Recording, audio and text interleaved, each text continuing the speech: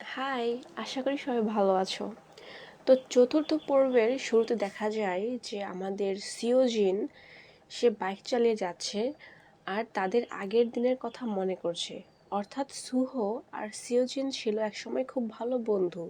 তাদের এই বন্ধুত্ব ভাঙার পিছনে দাঁড়িয়ে আছে তাদের একজন তৃতীয় বন্ধু। অ্যাকচুয়ালি ওদের ওই বন্ধুটা ছিল একজন ক্যাপপ আর্টিস্ট। আর সে যেদিন মারা যায় সেদিন তার পিছনে পুরো মিডিয়া লেগেছিল। আর ঠিক সেই সময় সিওজিন গিয়েছিল ওর কাছে। যাওয়ার পর বলেছিল, তুমি কোথায় যাচ্ছ? সে বলেছিল, আমি যাচ্ছি সুহোর কাছে, সে নিশ্চয়ই আমাকে বিশ্বাস করবে। আর ওদের এই তৃতীয় বন্ধু ওই দিন অনেকগুলো ফোন দিয়েছিল সুহোকে, বাট সুহো ফোনের কাছে ছিল না, তাই ফোন ধরতে পারে নাই। আর তার কিছুক্ষণ পরেই ছেলেটি আত্মহত্যা করেছিল, যার জন্য সিওজিন সুহোকে দেখতে পারে না। সে তাকে দায়ী ভাবে তাদের তৃতীয় বন্ধুটির মারা যাওয়ার জন্য। আর ওই দিন থেকে তাদের তিনজন বেস্ট ফ্রেন্ডের সম্পর্ক নষ্ট হয়ে যায়। ওদের ওই বন্ধুটি মারা যাওয়ার পর যখন সিওজিন ওই জায়গায় যায়, তখন সে তার বন্ধুর ছবির সামনে দাঁড়িয়ে খুবই কান্না করে। আর সে মনে মনে শুধু একজনকেই দোষে, আর সেটা হলো সুহো। কারণ ওই দিন যদি সুহো ফোনটা ধরতো তাহলে হয়তো ছেলেটি বেঁচে থাকতো আজকে। কিন্তু এতে তো সুহোরও কোনো দোষ ছিল না, বাট এটা সিওজিন বুঝতে একদমই রাজি না। আর ওই দিনের পর থেকেই ওরা দুইজন বন্ধু চরম শত্রুতে রূপান্তরিত হয়েছে। তারা একে অপরকে শুধু ঘৃণাই করে আর ঝগড়া করে। তো তাদের এই ঝগড়ার পর তাদের ক্লাসের সবাই এটাই ধরে নেয় যে নায়িকাকে নিয়ে, মানে জু কিয়ংকে নিয়ে ওরা দুইজন নায়ক অর্থাৎ সুহো আর সিওজিন ঝগড়া করেছে। তো ক্লাসে সবাই বলতে থাকে, কি ব্যাপার, তুমি কাকে চুজ করবে, আমাদেরকেও বলো, সুহোকে নাকি সিওজিনকে। তখন জু কিয়ং বলে, আসলে ওরা তো আমাকে নিয়ে ঝগড়া করেনি, ওরা আমাকে নিয়ে কেন ঝগড়া করবে। তখন ওদের ক্লাসের একটা ছেলে বলে ওঠে, তাহলে কেন সিওজিন তোমার পাশে গিয়ে বসেছিল। তারপর ওই দিন সুহো বাসায় যাওয়ার পর মনে করে ওর ওই তৃতীয় বন্ধু মারা যাওয়ার দিনের ঘটনা, যেদিন সিওজিন সুহোকে ভুল বুঝেছিল আর তার উপর খুব রাগ দেখিয়েছিল যে নিয়ে আসো, তুমি আমাদের বন্ধুকে ফিরিয়ে নিয়ে এসো, তোমার জন্যই ও মারা গিয়েছে। আচ্ছা, এই কমিক বুক স্টোরটা খুবই সুন্দর, তাই না? ইস, আমাদের দেশেও যদি এরকম কমিক বুক স্টোর থাকতো। তারপর সুহো চলে যায় কমিক বুক স্টোরে। গিয়ে সেখানে বসে বসে সে কল্পনা করতে থাকে যখন সে ছোট ছিল, তখন এই দোকানটাতে সে এসেছিল, বসে বসে কান্না করছিল। তখন জু কিয়ং অর্থাৎ নায়িকা এসেছিল ওর কাছে, এসে বলেছিল, কি ব্যাপার, তুমি কান্না করছো কেন?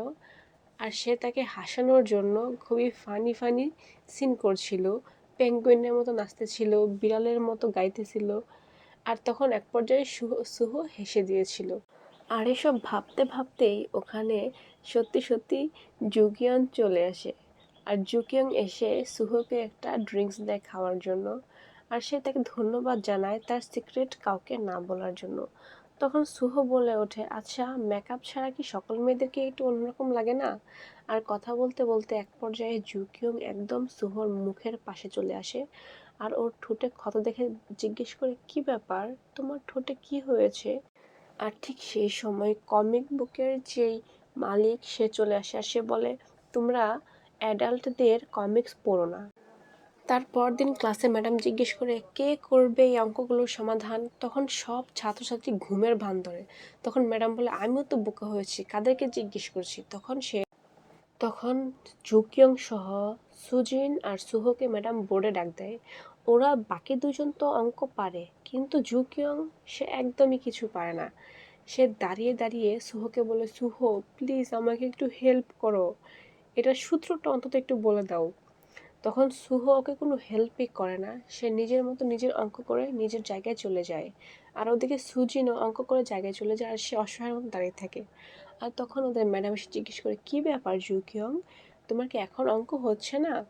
আর তখন এসব দেখে সিওজিন ফেল ফেল করে হেসে দেয়। আর তখন ম্যাডাম বলে, হয়তো সিওজিন অঙ্কটা পারে, সিওজিন তুমি জায়গায় আসো, আর জুকিয়ং তুমি চলে যাও। তখন জুকিয়ং বেঁচে যায় আর সিওজিন ফেঁসে যায়। স্কুল ছুটির পর জুকিয়ং যে বাসে উঠে, সুহো সেই একই বাসে ওঠে। তারপর ওরা দুজন কথা বলতে বলতে যেতে থাকে। তখন এক পর্যায়ে সুহো জানতে পারে যে আগামীকালকে সন্ধ্যায় জুকিয়ং যাবে ব্লাইন্ড ডেটে। আচ্ছা, ব্লাইন্ড ডেট কি ওটা আমি তোমাদেরকে বলে রাখি। এটা হচ্ছে কোরিয়াতে একটা সিস্টেম যেখানে কেউ কাউকে না চিনে না জেনে ডেটে যায়।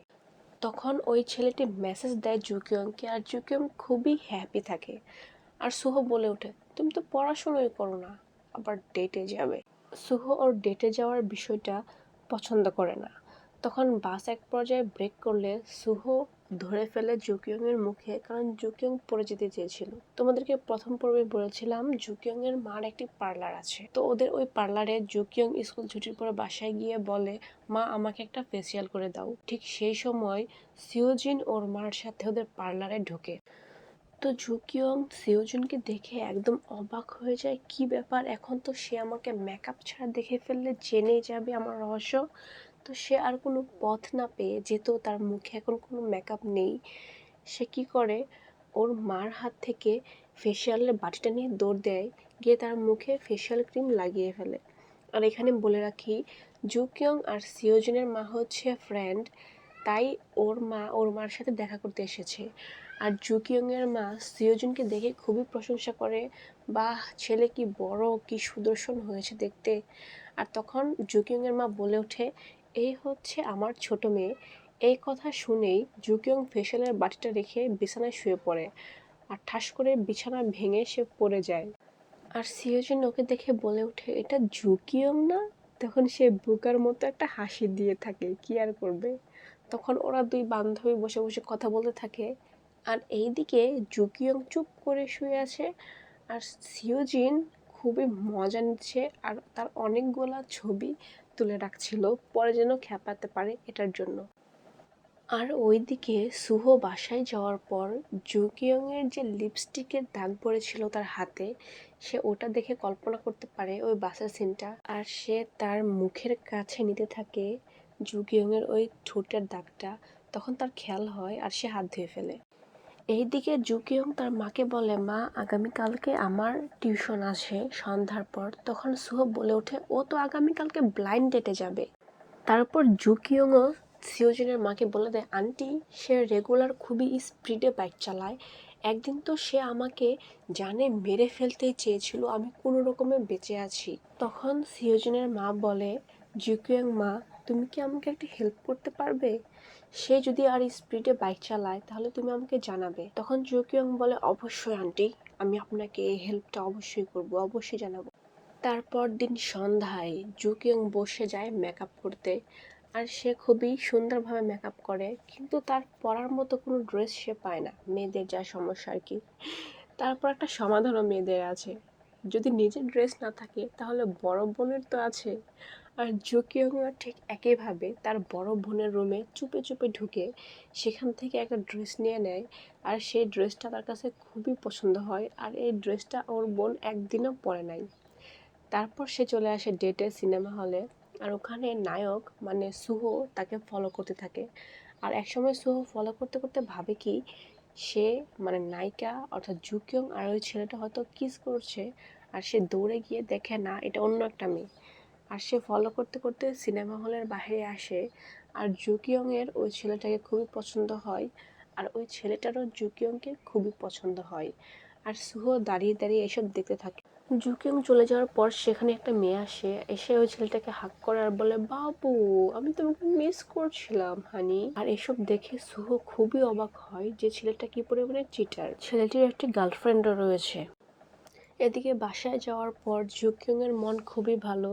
তো তার বড় বোন তাকে জিজ্ঞেস করে, কি ব্যাপার, তোমার মন তো সে খুবই খুশি মনে হচ্ছে। তখন সে বলে, হ্যাঁ অ্যাকচুয়ালি আমি কালকে ব্লাইন্ড ডেটে গিয়েছিলাম, আর ছেলেটা আমাকে পছন্দ করেছে। আর ঠিক তখনই ওর ফোনে একটি মেসেজ আসে, যেখানে ওই ছেলেটি বলে, আই এম সরি, আমার একটি গার্লফ্রেন্ড আছে, আমি তোমাকে চিট করতে চেয়েছিলাম। আর এটা দেখে জুকিয়ং খুবই হতাশ হয়ে যায়, আর তার বোন বলে ওঠে, তুমি রিজেক্টেড হয়ে গিয়েছো। আসলে সব ব্লাইন্ড ডেট এমনই হয়, খুব বেশি একটা কাজ করে না, ব্যাপার না, তুমি তো ভুলে যাও। তার বোনের মুখ থেকে এসব কথা শোনার পর সে খুবই হতাশ হয়, আর বলে ওঠে, হ্যাঁ এই চেহারা নিয়ে কোন ছেলে আমাকে পছন্দ করবে। আর ঠিক তখনই ওর বোনের ফোনেও একটা মেসেজ আসে, আর ওর বোন জুড়ে জুড়ে ওই মেসেজটা পড়তে থাকে। ওখানে লেখা ছিল, আপনি খাবার খেতে চেয়েছিলেন, কিন্তু আমার কাছে মনে হয় যদি আমি আপনাকে খাবার খেতে নিয়ে যাই তাহলে হয়তোবা আপনার মূল্যবান সময় নষ্ট হবে, তাই আমি আপনার অ্যাকাউন্টে কিছু টাকা পাঠিয়ে দিচ্ছি। তখনই কেউ একজন বলে ওঠে, তুমিও রিজেক্টেড হয়ে গেছো। আর ওরা দুই বোন তাকিয়ে দেখে ওদের ছোট ভাই বসে আছে, বসে পটি করছে। তখন জুকিয়ং আরও বেশি ডিপ্রেশনে চলে যায়। তার বড় বোনকে বলে, তুমি এত সুন্দর চেহারা নিয়ে রিজেক্টেড হয়ে যাও, তাহলে আমাকে আরও কত সুন্দর হতে হবে। তখন ওদের ছোট ভাই বলে ওঠে, তোমরা দুজনকে এখান থেকে যাবে প্লিজ, যেমনটা হয় আর কি ভাই বোন থাকলে। আর এদিকে এই দুই লাভ বার্ড, এই দুজনকে আমার খুবই ভালো লাগে। এরা দুজন হচ্ছে এমন মানুষ, দুনিয়া কেয়ামত হয়ে যাক বাট ওদের দুজনের রিলেশনশিপ খুবই পারফেক্ট, একসাথে খুবই ভালো আছে। আর নায়িকার এই বান্ধবীর নাম হচ্ছে জোয়া। সে কি করে, গিয়ে জিজ্ঞেস করে, জুকিয়ং গতকালকে যে তুমি ডেটে গিয়েছিলে পরে কি হয়েছে আমাকে বলো। তো জুকিয়ং আমতা আমতা করে বলতে থাকে, আসলে ছেলেটি আমাকে রিজেক্টেড করে দিয়েছে। এটা শোনার পর সিওজিন খুবই হাসাহাসি করতে থাকে ওকে নিয়ে, আর জুকিয়ং রাগ হয়ে যায়। আর ঠিক তখনই সুহো ভাবতে থাকে যে কিভাবে সে কাজটা করিয়েছে। আসলে ওই ছেলেটি খুবই খারাপ। সে ফোনে কাউকে বলতে থাকে, ও হাই স্কুলের মেয়েটি, তার বডি খুবই সুন্দর আর চেহারা হ্যাঁ ঠিক আছে। আর তখন সুহো গিয়ে বলে, তুই এক্ষুনি মেসেজ দিয়ে জুকিয়ংকে বলবি যে তোর গার্লফ্রেন্ড আছে, সত্যি কথাগুলো স্বীকার যাবি। স্কুল ছুটির পর একসাথে ওরা গ্রুপ স্টাডি করে। নায়িকার মাথায় কিছুই ঢুকে না। তখন নায়ক বলে ওঠে, তুমি এই বেসিক অঙ্কগুলো পারো না? তখন সে বলে ওঠে, আমি এমনই। তখন সুহো জুকিয়ংকে সাহায্য করে ম্যাথ করতে, আর সুজিন এটা অবাক হয়ে তাকিয়ে দেখতে। তারপর গ্রুপ স্টাডি শেষে সুজিন যখন পানি দিয়ে তার মুখ ওয়াশ করতে থাকে, তখন জুকিয়ং অবাক হয়ে ওর দিকে তাকিয়ে থাকে আর ভাবতে থাকে সে কতটা লাকি, সে কতটা সুন্দর মেকআপ ছাড়া। তখন সুজিন ওকে জিজ্ঞেস করে, কি ব্যাপার, তুমি আর সুহো কিভাবে এতটা ক্লোজ হলে যে সে তোমাকে অঙ্ক করতে সাহায্য করে? তখন জুকিয়ং বলে ওঠে, হয়তো আমি অঙ্ক একদমই পারি না, তাই হয়তো সে আমাকে সাহায্য করেছে। তারপর এক্সট্রা ক্লাস শেষে ওরা সবাই সিদ্ধান্ত নেয় তারা কোথাও গিয়ে মজা করবে সবাই একসাথে।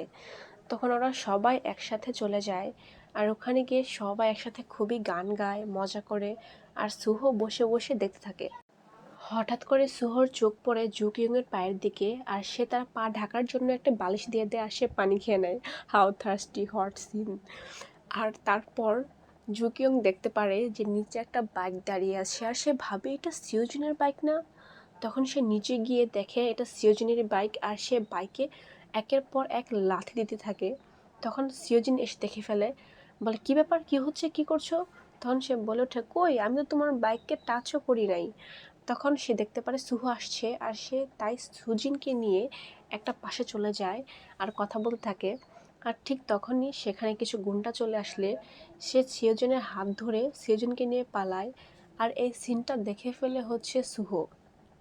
সুহো এই সিন দেখার পর সুহো ওদের পিছনে দৌড় দেয়, ওরা কোথায় যাচ্ছে, ওদের কি বিপদ হয়েছে এটা দেখার জন্য।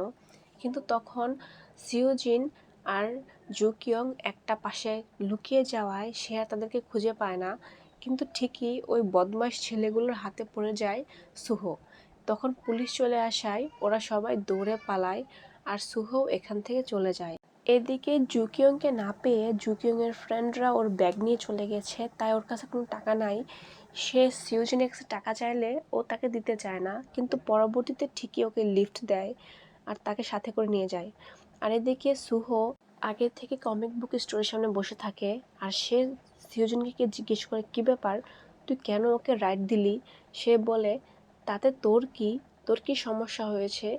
আর ঠিক তখনই সেখানে চলে আসে জুকিয়ংয়ের বড় বোন, আর সে বলে, কি ব্যাপার, এখানে দুটো হ্যান্ডসাম ছেলে, আর সে খুবই মাতাল থাকে।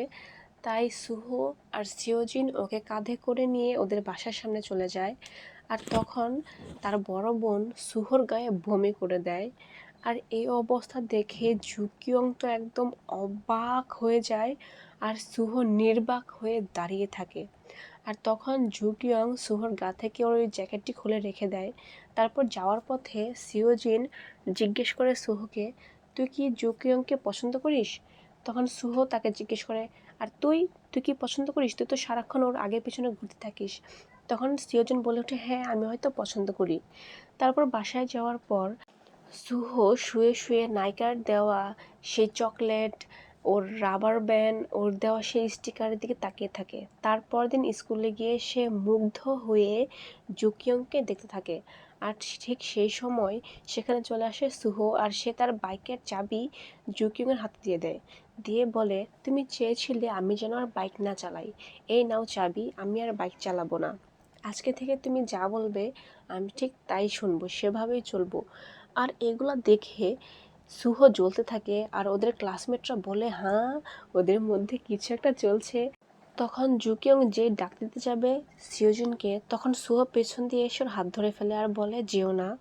তখন জুকিয়ং অবাক হয়ে যায়, সে বলে, প্লিজ তুমি যেও না। আর জুকিয়ং কিছু বুঝতে না পারে অবাক হয়ে তার মুখের দিকে তাকিয়ে থাকে। আর এখানে শেষ হয়ে যায় পর্ব 4।